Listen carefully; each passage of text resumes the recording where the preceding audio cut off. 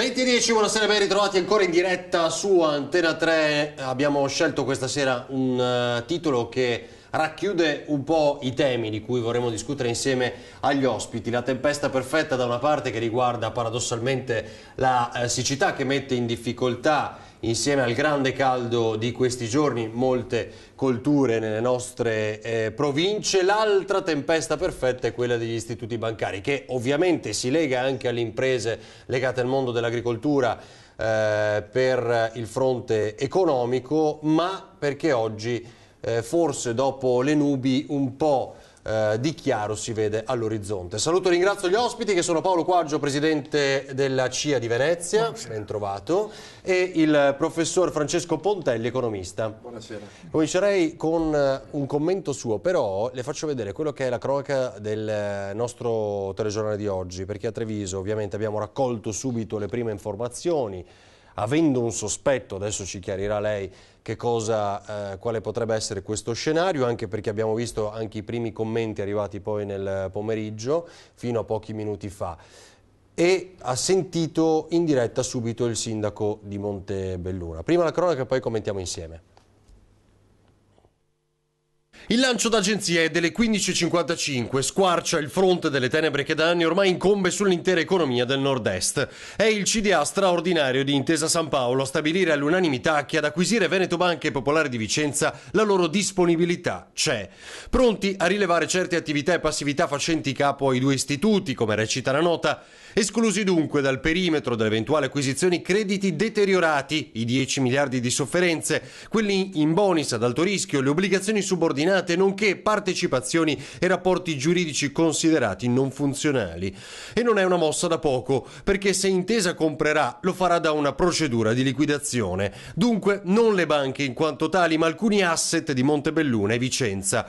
Una differenza sostanziale, perché in questo modo l'acquirente intende tutelarsi dai rischi che in futuro potrebbero emergere per vicende passate. Prima di arrivare a fare una qualsiasi valutazione bisogna capire quali sono le condizioni dell'intervento di Banca Intesa, e quindi per un giudizio ragionato occorre aspettare qualche giorno e capire quali sono i contenuti. Però di positivo c'è che almeno qualcosa si sta muovendo e si sta diffondendo la consapevolezza che questi due istituti comunque rappresentano una risorsa a livello nazionale. Gianni Mion, presidente di BPV, prende atto e attende che sia il Ministero a spiegare i dettagli. Soddisfatti anche i sindacati, così come il presidente di Confindustria Boccia, che ha sottolineato l'impegno del governo a trovare una soluzione in un ruolo strategico per la ripresa dell'economia italiana. Intanto emergono altri dettagli sulle condizioni imposte da Cadesas. Si escludono aumenti di capitale, chiede la ripulitura completa degli NPL, nessun impatto sul patrimonio e quindi nessuna necessità di aumentare il capitale o di ridurre i dividendi. Acquisizione a un prezzo simbolico, €1. Se il tema sul tappeto è quello dell'acquisizione degli asset positivi, è immancabile ora domandarsi che fine faranno i dipendenti, per i quali i sindacati chiedono il mantenimento dell'occupazione e il presidio sul territorio. Senta Sindaco, secondo lei la svolta? Lo spero, perché dopo 2 anni di frane continue oggi c'è bisogno di ricostruire la fiducia, e la fiducia è quel bene immateriale che però rende possibile anche l'economia, no? E quindi una iniezione in questo momento di speranza è fondamentale. Professore, riesce a spiegarci cosa è successo? Ma noi adesso siamo ancora a livello di ipotesi. Comunque credo che un'analisi comparativa non potrebbe aiutarci. Cioè? In Spagna il Gruppo Santander ha acquisito ad €1, esattamente come questa proposta che attualmente è in predicato, il Banco Popolare. Il giorno dopo Banco Santander ha fatto un aumento di capitali di €7 miliardi. Quindi è evidente che se tu acquisisci una banca non puoi acquisirla ad un prezzo formale di €1 e poi non fare un aumento di capitale. Quindi anche in questo caso Intesa farebbe un aumento di capitale? E invece no. A quanto diceva ieri, parliamo di 24 ore fa, l'amministratore delegato di Banca di Intesa San Paolo diceva che comunque qualsiasi tipo di acquisizione delle banche venete non avrebbe determinato nessun aumento di capitale, perché le banche, ricordiamoci, hanno un grosso problema di dover mantenere e dare redditività alle azioni, agli investitori, che ovviamente un aumento di capitale diminuirebbe. Quindi è evidente che l'amministratore delegato di Banca Intesa aveva detto: noi siamo solo interessati alle attività e si dovrebbe creare una bad bank nella quale dirigere tutti quanti gli NPL, tutti quanti i crediti deteriorati. Cosa succede? Cosa è cambiato da ieri ad oggi? Non si sa. È evidente che il governo deve aver fatto un'azione di moral suasion abbastanza forte, sì. esatto, nei confronti della banca, però è altrettanto evidente che si illudono. È illusorio credere che l'acquisizione di Intesa San Paolo lascerà invariato gli asset e soprattutto le maestranze. Facciamo un esempio. Monte dei Paschi di Siena ha dichiarato oggi pomeriggio che chiuderà mediamente di 300 e 400 sportelli. Ora, l'Unione Europea ha detto che al di là di qualsiasi tipo di risoluzione finanziaria da due banche venete, ci sarà un taglio del personale che va dal 50 al 55%. Si parla di 5.500 persone su 11-12.000 tra Veneto Banca e Banca Popolare di Vicenza. Questo, più di uno su due. Esatto, questo è chiusura di sportelli a raffica. Certo. Tra l'altro, parliamo di Intesa San Paolo. Intesa San Paolo solo a Mestre chiude 3 sportelli su 4. A Mestre chiude 3 sportelli su 4. Di conseguenza non è che Banca Intesa sia la banca in situazioni economiche e finanziarie perfette, però evidentemente ha un interesse nell'acquisizione delle attività.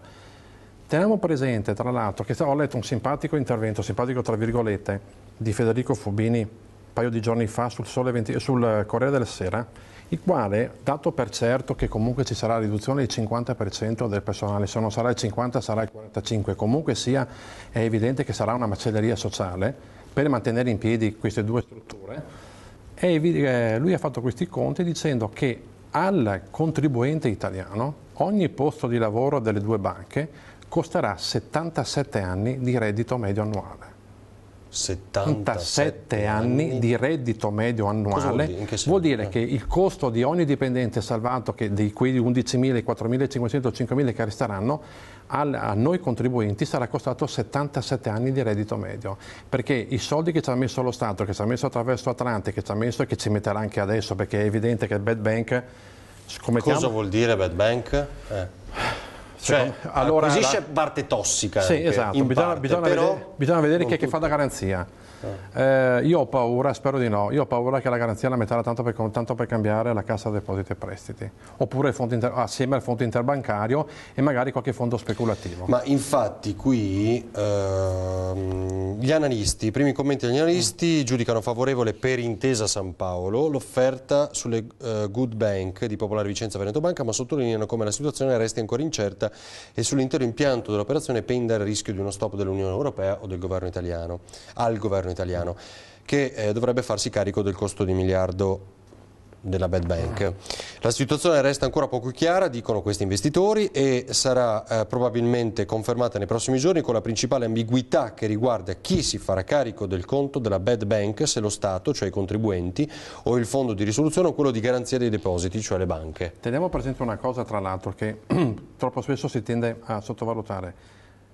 Il nostro governo in questo momento è in una posizione di grandissima difficoltà e di grandissima debolezza, perché Padoan è appena andato all'Unione Europea a chiedere uno sconto di 9-10 miliardi relativi al prossimo legge di bilancio. Per cui se tu chiedi una cosa non ne puoi chiedere un'altra. È evidente che se tu vai a chiedere uno sconto sulla finanziaria è difficile che tu possa ottenere anche una garanzia pubblica su una banca privata. O uno o l'altro. Esattamente. È adesso da vedere, appunto, comunque nell'un caso o nell'altro è evidente che alla fine ne pagheranno i contribuenti. Però secondo lei questa adesso è la svolta? No. No? No. Perché? Sarà un'altra soluzione? Non ci sono altre soluzioni. Quindi la strada di Intesa San Paolo è ormai l'unica? È l'unica, non è che sia non c'è alternativa, faranno questa bad bank, la pagherà ancora lo Stato, la garantirà lo Stato, magari... Ma cosa ci sarà dentro questa bad bank? Cioè la parte negativa? Tutti i crediti deteriorati, tutti i crediti che non valgono più nulla. Tenga presente che io parlavo con un operatore finanziario, un mio carissimo amico tra l'altro, che io a un certo punto gli ho chiesto: ma voi sugli NPL, ma cosa ve ne prendete a fare? Sono la prima fonte di reddito per noi. Perché noi ci guadagniamo netto il 10%, perché comprano al 12% del valore nominale e lo rivendono al 22%, perché dopo loro fanno una società veicolo, le mettono sul mercato dei tassi superiori, è tutto un gioco finanziario, di conseguenza piano piano mamma mia, certo, appunto, mamma mia. A produrre. Ultima cosa, quindi secondo lei Intesa Sanpaolo dice che non farà ricapitalizzazione il giorno dopo, ma lo fa? Lo fa? No, non dovrebbe farlo, non può farlo, non credo possa farlo, e se lo facesse è evidente che dallo Stato ha avuto qualche altro benefit che noi non sappiamo o lo sapremo solo tra qualche tempo, perché non può una banca del genere. Quaggio, voi come l'avete visto tutta la vicenda Veneto Banca Popolare di Vicenza? Che danni, insomma, anche ai suoi associati?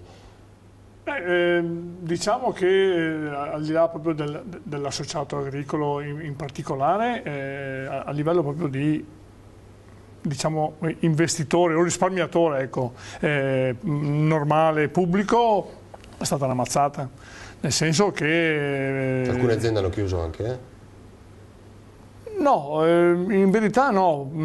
La realtà è che l'azienda agricola in generale tendenzialmente non ha così tanti soldi da mettere in banca. Normalmente i soldi che ha in più li reinveste in azienda per ammodernamento. Ovvio, insomma. Macchinari. Ma, diciamo che come agricoltura abbiamo dei consorzi diciamo, che certificano i mutui, in particolare per le aziende magari che non sono così solide, quindi c'è una certa, tra virgolette, tranquillità su questo. Però è ovvio che chi si è trovato in questa situazione, io conosco quello che sento per televisione, quindi non conosco a fondo sicuramente il problema, perché non ho avuto, diciamo, fortunatamente contatti diretti, personali, e quindi, però io credo che su queste cose, in particolare su questo, ma sugli rapporti tra le banche e la popolazione, un po' più di chiarezza e di serietà ci vorrebbe. Questa è un'opinione molto, molto personale, però io credo sia giusto che chi va a investire o chi va a risparmiare tramite le banche o qualsiasi altro istituto di credito, non è importante che sia una banca, le poste o chiunque sia, abbia l'esigenza assoluta di chiarezza, sapere dove metti i soldi e via discorrendo. Mi sembra che, non so, il Monte Paschi, certo. Parliamo cosa... Ma anche Etruria, no? Non so se vogliamo citare, Etruria, su queste cose si sia oltrepassato decisamente, non di poco, ma decisamente il limite, diciamo, della serietà. Siccome si dice, un ultimo flash su questo, poi passiamo anche ad altri argomenti, professore, che sarebbe un danno anche al PIL del nostro Paese. Questo rappresenta invece un contenimento del danno o una beffa ancora per i risparmiatori? Ma oddio, penso che mai i risparmiatori purtroppo rappresentino l'anello debole della catena e sono convinto che non esista nessuna intenzione da parte né del governo né di chi opera in sua vece di tutelare tanto i risparmiatori quanto a loro interessa tutelare l'ente banca. Perché comunque sia che piaccia o meno, le banche rappresentano un tessuto connettivo dell'attività economica. Senza banche non si vive, di conseguenza è evidente che bisogna salvare gli istituti bancari. Il problema è che noi abbiamo una problematica gestionale che è fondamentale. Cioè noi, quello che ancora adesso forse non è abbastanza chiaro è che noi siamo passati dalle banche nelle quali appunto esistevano delle competenze che permettevano di valutare un'attività agricola o un'attività industriale, di conseguenza io la valutavo, c'era questa mia competenza in banca, prestavo il denaro e poi rientravo del mio prestito.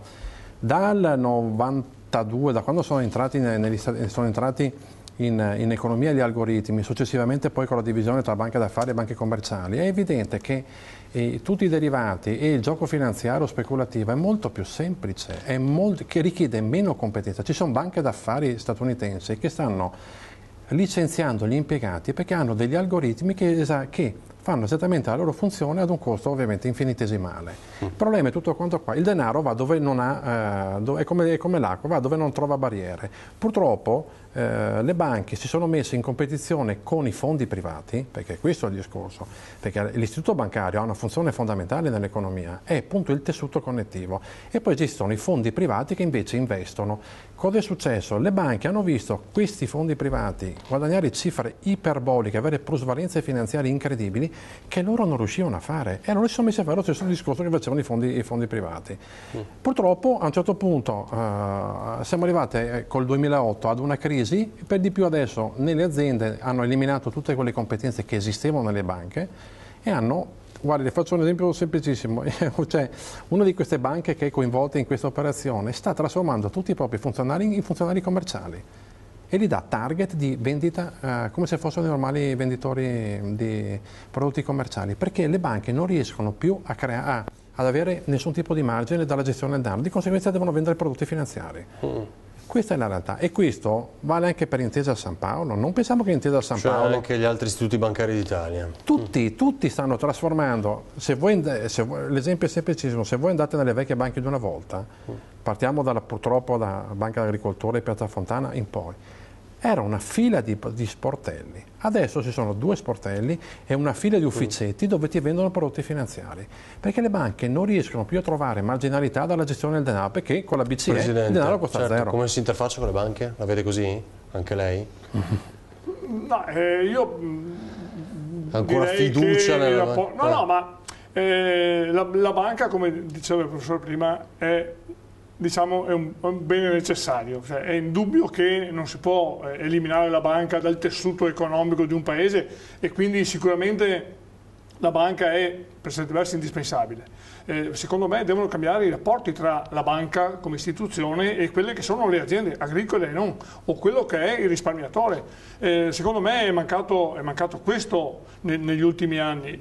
Qualcuno ha fatto il furbo, cioè nel senso che proprio ha giocato sulla pelle soprattutto dei risparmiatori, soprattutto magari delle aziende più in difficoltà che hanno dovuto un po' prendersi per la gola per entrare in banca. Facciamo per fare un esempio. Unicredit è quella che ha finanziato l'acquisizione di Luxottica dalla Ray-Ban, che è la prima più grande industria di occhiali del mondo, e Luxottica è stata finanziata da Unicredit e Unicredit ha svolto perfettamente il suo lavoro, che è quello di finanziare un imprenditore, un'azienda seria. Purtroppo adesso non è più così. Purtroppo adesso Unicredit si è venduta anche la sede istituzionale di Roma, ha già venduto quella di Milano al fondo del Qatar e tutti dicevano che bene, che bravi, ma quando una banca vende gli immobili, secondo voi è un segnale di forza o un segnale di debolezza? Ma è evidente, eppure che bravi e che belli. Allora ci fermiamo per un minuto, poi arriviamo invece a un altro tema che è di forte preoccupazione per il nostro territorio. Tra poco.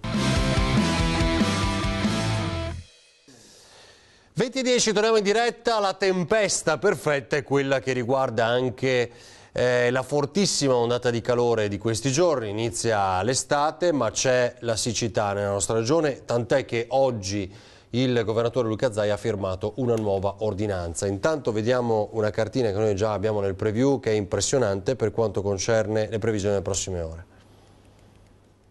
Caldo africano in pianura e temperature torride anche nei prossimi giorni, specie venerdì, e poi la siccità, con la CIA, Confederazione Agricoltori, che lancia un pesante allarme. Nell'Alta Padovana la situazione è drammatica, nel giro di 2 settimane 2000 aziende potrebbero essere messe in ginocchio. La tendenza per i prossimi giorni è un ulteriore incremento delle temperature, già oggi potremmo raggiungere i 34-35 gradi su gran parte della pianura. Per domani ulteriore aumento di qualche grado e il picco di questa ondata di caldo si avrà venerdì, con temperature che potranno superare i 35 gradi appunto su gran parte della pianura. In crescita nei prossimi giorni anche umidità e affa, di pioggia per il momento non se ne parla. A breve non sono previste precipitazioni significative, almeno in pianura. La siccità la situazione rimane abbastanza critica perché appunto al 31 maggio la situazione era ancora di un deficit idrico su gran parte della regione del 30% circa. Una situazione che preoccupa anche per la qualità dell'aria. In alcune centraline di rilevamento è stata superata una prima soglia di sicurezza sulla presenza di ozono. Certo, poi non bisogna dimenticare l'ozono. Come sono messi i campi? Male. Mi sembra che il servizio che abbiamo appena visto sia abbastanza esplicativo.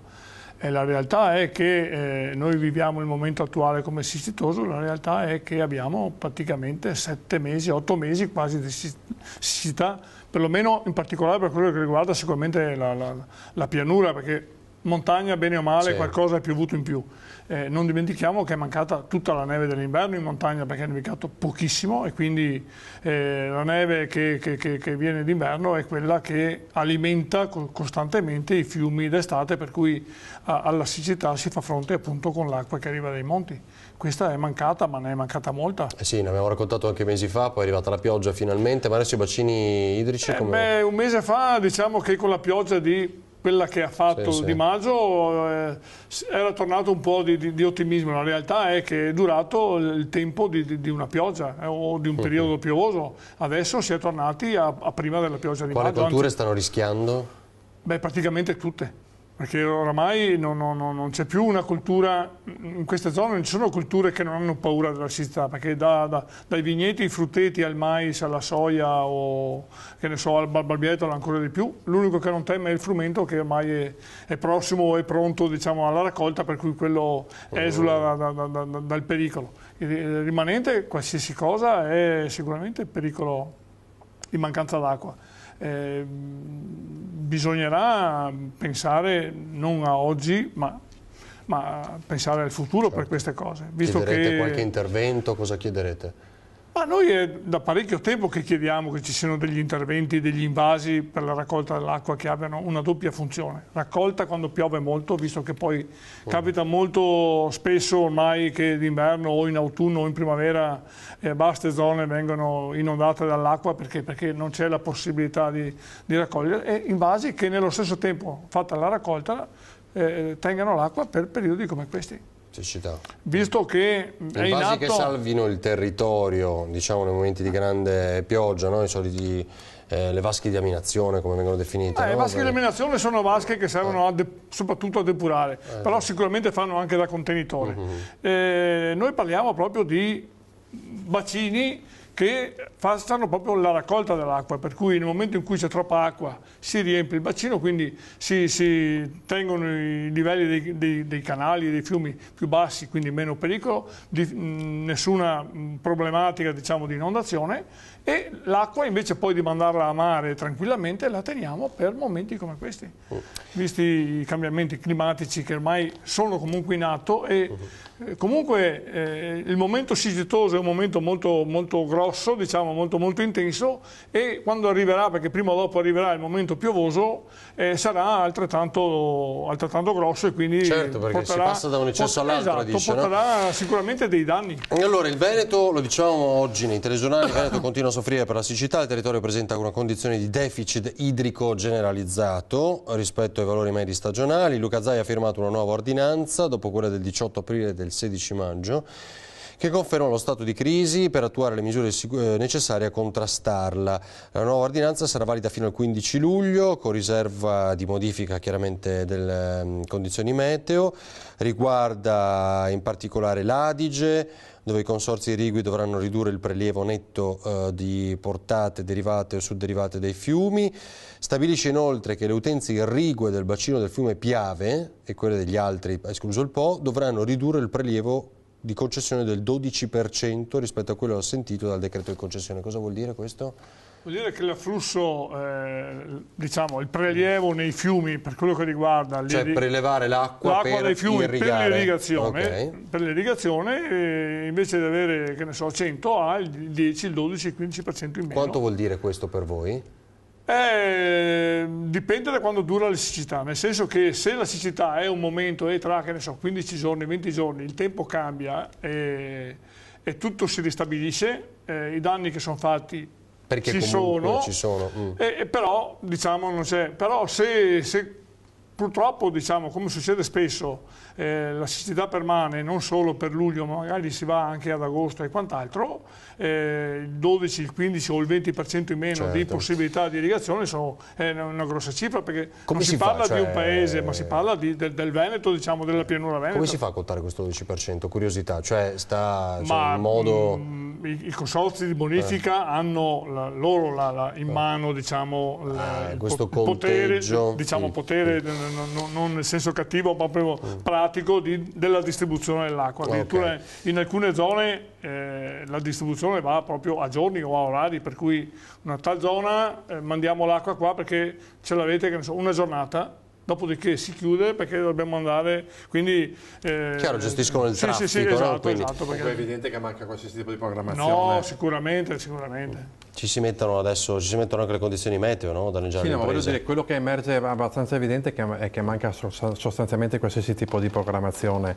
Nel senso, il Trentino ha creato tutto un sistema di invasi artificiali che utilizza d'inverno per la neve artificiale, quindi non attingendo alle falde acquifere, e d'estate evidentemente possono essere utilizzati per i campi per le colture ad alta montagna.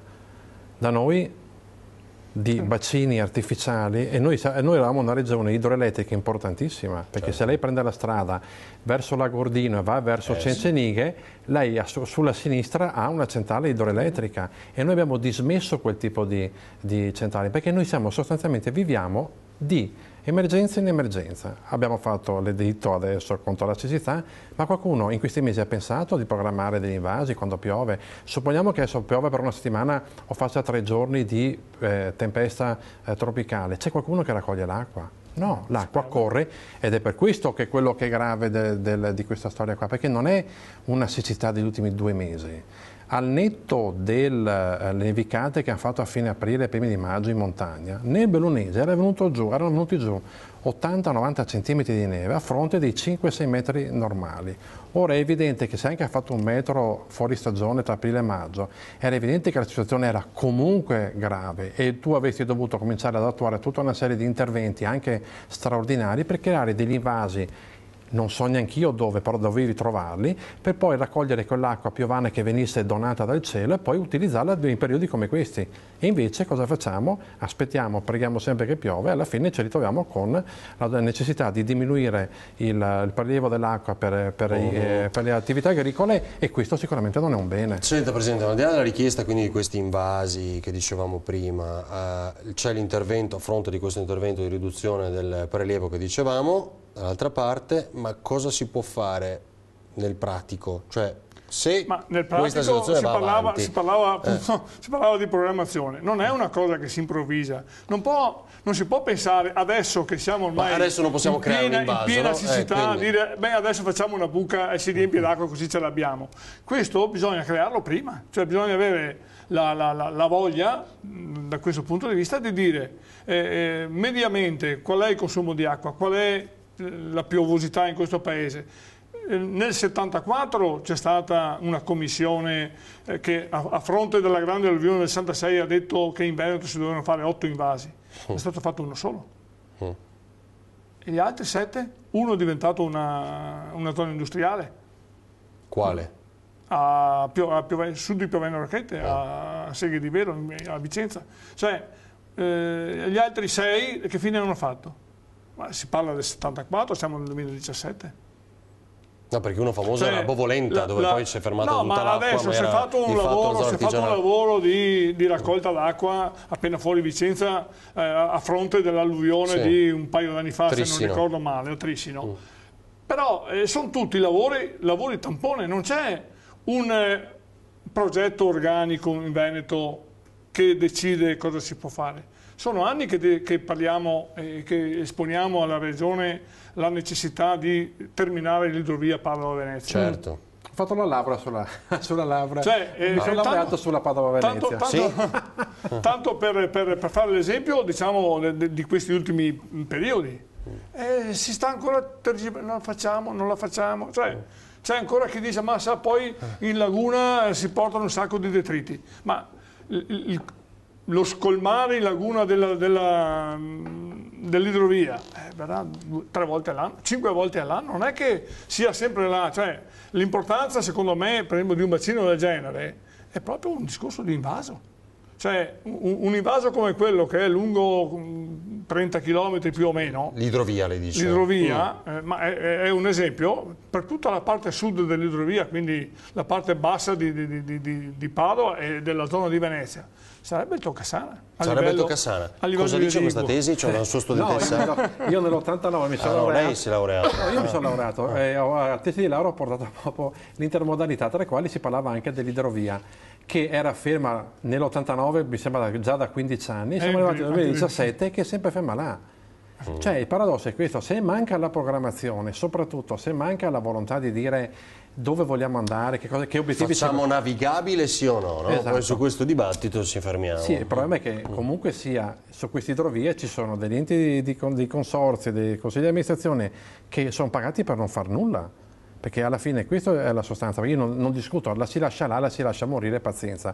Però il fatto è morta, esatto, nel senso fatto di che la banca via a fine anni 60, cioè, non l'altro ieri. Però mancando qualsiasi tipo di programmazione e probabilmente mancando anche qualche competenza in ambito specifico e volontà di acquisire competenze da altre persone, perché se io non so una cosa mi rivolgo a una persona che sa e me la spiega.